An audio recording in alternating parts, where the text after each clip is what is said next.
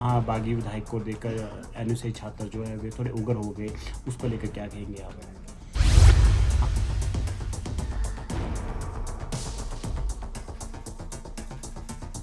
आप खुद एक युवा है और युवा एक बड़ी गारंटी जो है युवाओं को लेकर मुख्यमंत्री सुखविंदर सिंह सुक्खू ने दी थी कि 5 लाख नौकरियां दी जाएगी। वे कब तक पूरी होगी? युवा इंतजार कर रहे हैं और विपक्ष जो है वो भी लगातार सवाल उठा रहा है इसको लेकर।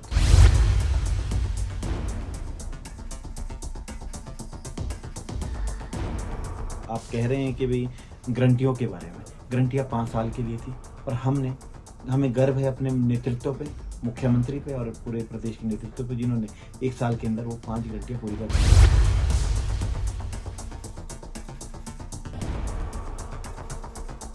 नमस्कार, एएनवी न्यूज़ देख रहे हैं आप। मैं आपके साथ गौरव सूद। दर्शकों, हमारे साथ आज राजनीतिक चर्चाओं पे बातचीत करने के लिए मौजूद है एनएसआई अध्यक्ष छतर ठाकुर। सर, बहुत बहुत स्वागत है आपका। बहुत बहुत धन्यवाद। सर, क्या कहना चाहेंगे? लोकसभा चुनाव नज़दीक है और उपचुनाव भी नज़दीक आ रहे हैं। उनमें किस तरह की तैयारियां कांग्रेस की रहेगी, एनएसआई की रहेगी, क्या भूमिका रहेगी? संक्षेप में बताएं। आने वाले लोकसभा चुनाव और हिमाचल प्रदेश में उपचुनाव भी जो होने जा रहे हैं, इसमें जो मुख्य मुद्दा रहेगा, हिमाचल प्रदेश में जो जवानों के साथ केंद्र की जो भाजपा सरकार ने हमारे जो आर्मी के जिन्होंने टेस्ट किए थे भाइयों ने, उनके ग्राउंड टेस्ट क्लियर हुए, मेडिकल क्लियर हुआ, रिटर्न टेस्ट क्लियर हुआ, उनको ज्वाइनिंग नहीं दी गई। एक जवानों का जो बहुत बड़ा मुद्दा रहेगा। उसके अलावा बागवानी क्षेत्र की बात की जाए तो आज देख रहे हैं कि भाई जो इनका जो एक्साइज ड्यूटी है वो 50 से घटाकर 30 कर दी गई, जिसके कारण हमारा जो सी स्टोर है, सेब का जो भाव है वो 4000 से 2000 पे आ गया है। इन जो गिरते भाव के कारण जो है एनएसवाई इस मामलों को भी आगे ले गई। इसके अलावा जो प्रदेश में बीजेपी की पूर्व सरकार थी, उन्होंने चाहे वो जेओआईटी है, जेबीटी है, जो भी है, इन लोगों के साथ जो अन्याय किया, उनको न्याय दिलाने के लिए, और काफ़ी हद तक उनको न्याय मिल भी चुका है और आगे भी उनके लिए जो बातें हुई है उसके लिए आगे बढ़ चढ़ कर भाग लेंगे।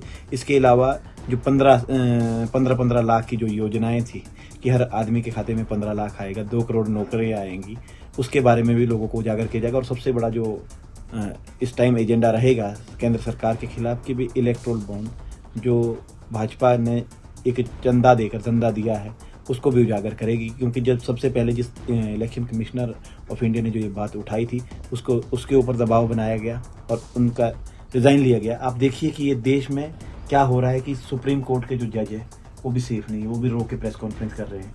इलेक्शन कमिश्नर ऑफ इंडिया वो रिज़ाइन दे रहे हैं। तो आम कार्यकर्ताओं का क्या होगा? ये जो सरकार है, केंद्र की सरकार, ये तानाशाही है, डिक्टेटरशिप पे उतरी हुई है और जनता की भावनाओं के साथ खिलवाड़ कर रही है। जनता के चाहे मुद्दे हैं उनको नहीं उठा रही है। प्रदेश के जो सांसद है, जो चाहे वो सुरेश कश्यप जी है, चाहे कोई भी है, मैं पूछना चाहूँगा कि आपने कितनी बार किसानों और बागवानों की बात उठाई है? आपकी जो नालायकी है जिसके कारण ये आज की डेट में सेब का जो भाव गिर रहा है।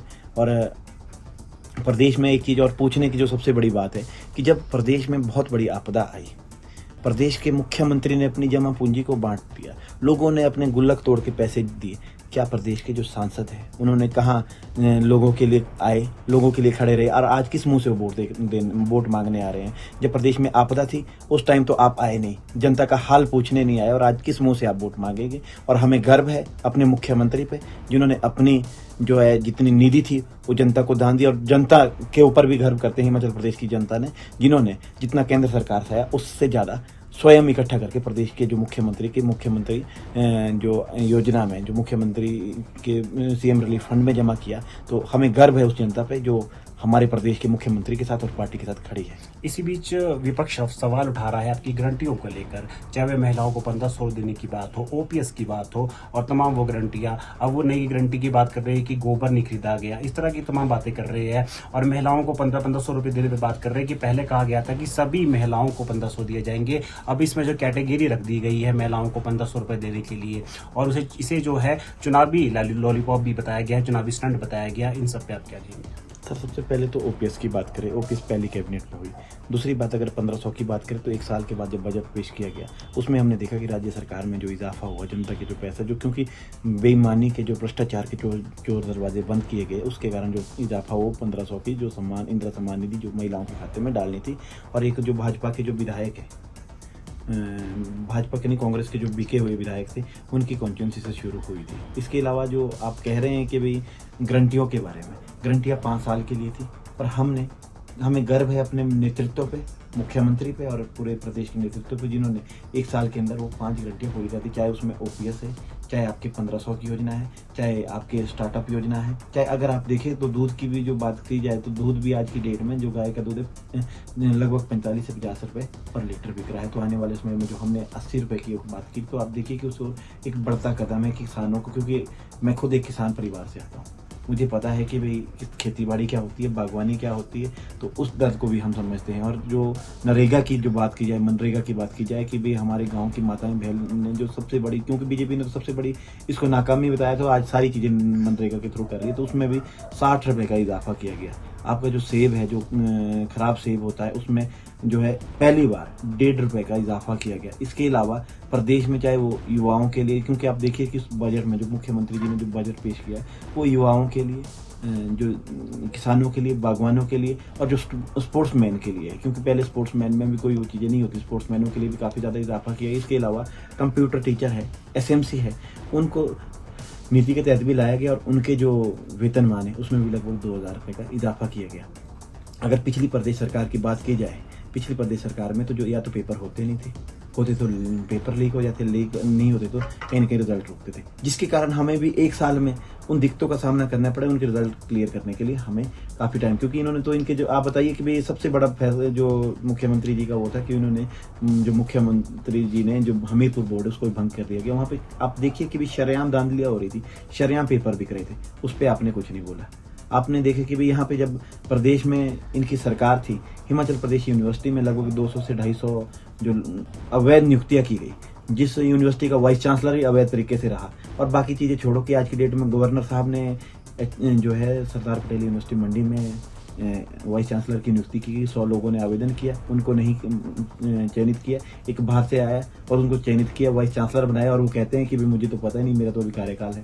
तो बताइए किस तरह से क्या वो है। आने वाले समय में आप देखेंगे कि एनएसवाई जो है हमेशा कांग्रेस, क्योंकि हम तो कहते हैं कि we are the frontal organisation of Congress party, और हमेशा हम कांग्रेस पार्टी के साथ है। कांग्रेस पार्टी की नीतियों को लेकर आगे जाएंगे, बीजेपी की कुरीतियों को लाया जाएगा, चाहे वो 15 लाख की बात हो, चाहे आपके 2 करोड़ नौकरियों की बात हो, चाहे आप ये देखिए कि भाई आज क्यों भूल रहे हैं आपके भी जो इनके एयरपोर्ट पे है या उस पे है ड्रग्स पकड़ा जाता है, उसके लिए कोई वो नहीं होती है। आपके सबसे ज़्यादा अगर देखें तो इससे पहले अगर बात करें, हिमाचल प्रदेश में तो नशा तस्कर बहुत ज़्यादा थे, और हम धन्यवादी है हिमाचल प्रदेश सरकार का कि आज की डेट में नशे पे लगाम तो नहीं लगा पर बहुत कम हुआ है, क्योंकि लगाम लगाने के लिए हमें बाहर से भी बहुत चीज़ें बंद करनी पड़ी। आप खुद एक युवा है, और युवा एक बड़ी गारंटी जो है युवाओं को लेकर मुख्यमंत्री सुखविंदर सिंह सुक्खू ने दी थी कि 5 लाख नौकरियां दी जाएगी, वे कब तक पूरी होगी, युवा इंतजार कर रहे हैं, और विपक्ष जो है वो भी लगातार सवाल उठा रहा है इसको लेकर। तो क्या कहेंगे? विपक्ष का सवाल उठाने का तो कोई मतलब ही नहीं होता, इन्होंने खुद कितना दिया पहले ये सोचना है।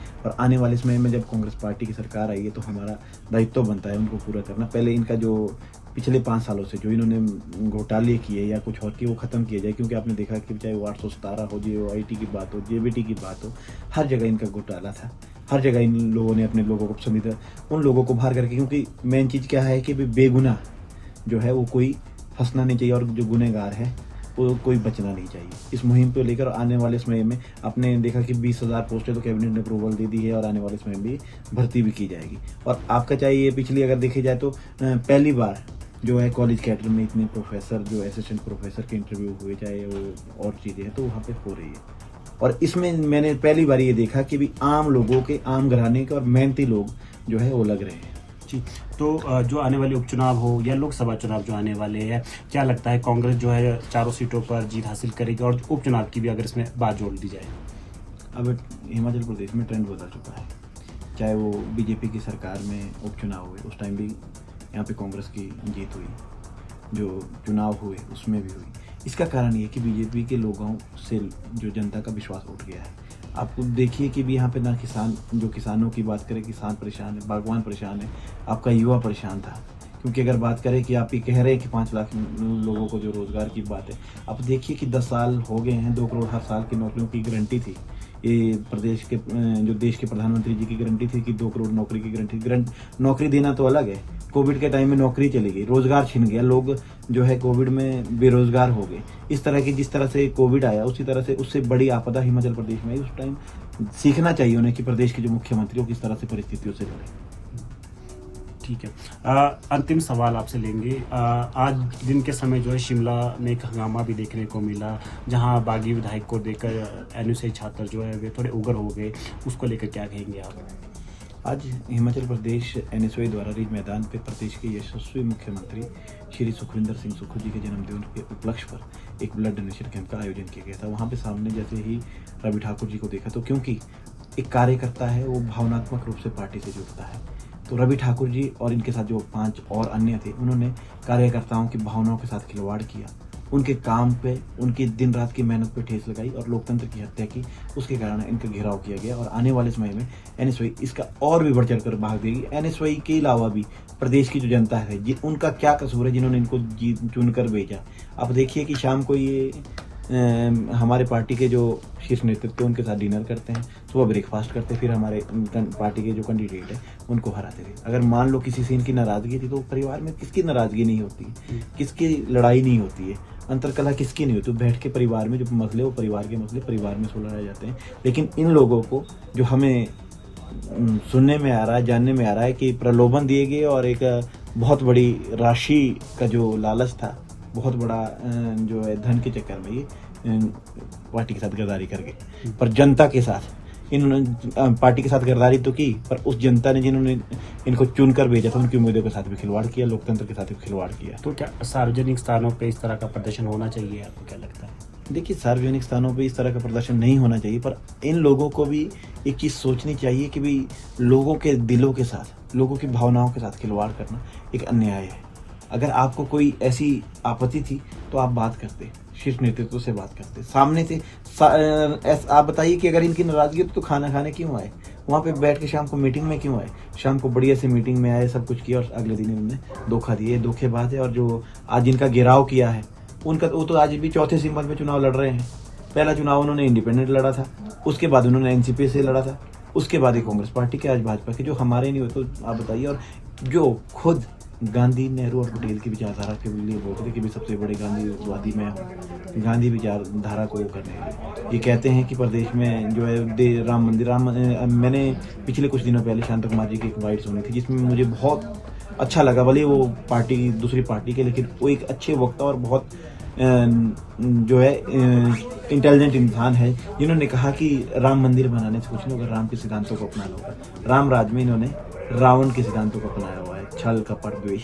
इसका एनएसयूआई को जोर विरोध करती है और आने वाले समय में मुंह तोड़ जवाब देगी। सरकार की अंदरूनी जो उठावटक चल रही है, विपक्ष लगातार उसको सवाल बना रहा है कि अपना ही विश्वास जो खो चुकी है कांग्रेस, इनके पार्टी की अंदरूनी लड़ाई बहुत अधिक है, बन नहीं रही है आपस में, कोई खुश नहीं है, उस पर आप क्या बोलेंगे? सर देखिए, सरकार बहुत अच्छी चली है।